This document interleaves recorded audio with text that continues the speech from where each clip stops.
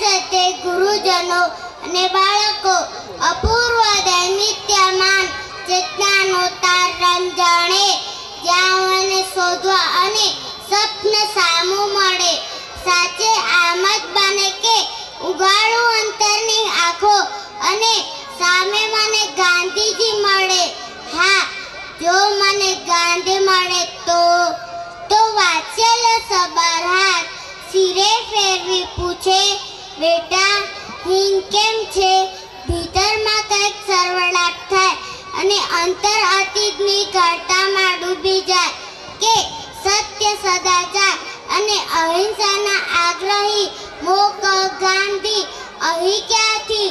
અંતરમાં ફરી વાજા ફૂટે અને બાપુ કહે, મહાભારત અને બાળકોની ખબર લેવા આવ્યો છું.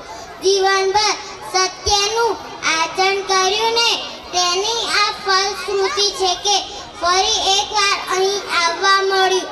પછી તો મારા હાથમાં પેલું જર્જરી થયેલું 3 વાંદરાનું રમકડું જોઈને પૂછે, બેટા તું હજુ બાળક જ રહ્યો, હજુ આ રમકડાથી રમે છે?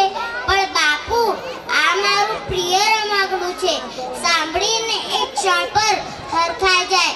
જસમાની તો હરાજી થઈ ગઈ, પણ દેવ એટલે થાળી નાકુ પર પહેલી આંગળી મૂકીને કહે, મારું પણ એ પ્રિય રમકડું છે.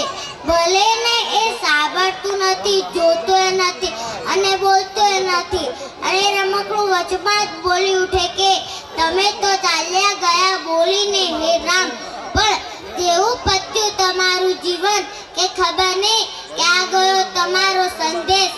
ગુલાબ માનસ અનૈતિકતા અને વિદેશી વસ્તુઓના વાયરાની એવી તો જળ ઊંડી ઉતરી ગઈ છે કે આટલા વર્ષોમાં સત્ય, અહિંસા, સદાચાર અને સ્વદેશ પ્રેમ માટે તો તમારે એકલો જ ઘૂંટાવો પડશે.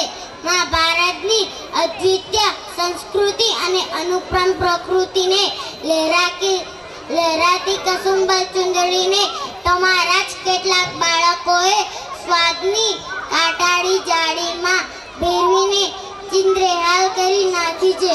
બાપુ, તમારી મહાભારતની આ અવદશા થઈ છે.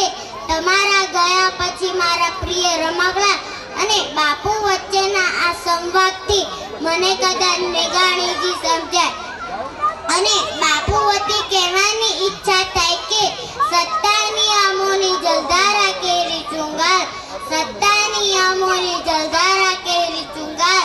ભોળા ગંગા કાચ ફાસલા પસારે, ભોળા ગંગા કાચ ફાસલા પસારે.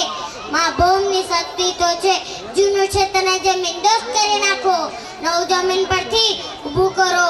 વર્તમાન પરિસ્થિતિમાં આપની વિચારધારા અને કાર્યશૈલી યથાર્થ છે. ફરક થોડા લોકોનો છે. સમાજના પુનરુત્થાન માટે અને આઝાદ રાષ્ટ્રીયની આબાદી માટે ફરી એક નૈતિક મૂલ્યોની જરૂર છે. બાપુ, આટલા વર્ષોની યાત્રા માટે એકમાત્ર સાક્ષી મારું આ પ્રિય રમકડું છે. પણ આવે વખતે બાપુ મધારે મને કશું ન કહેવા દેતા પોતાના મોં પર કાયમનું બોખલું સ્પીચ લાવીને એટલું જ કહે, જ્યારે દીવા ધરે ન કોઈ, જ્યારે ગંગોર તુફાની રાતે 12 વર્ષે તને જોઈ, ત્યારે આપની વિજય કાળજી જઈને એકલો થાને રે. તારી જો વાક સુણી જો કોઈ ના આવે તો એકલો જ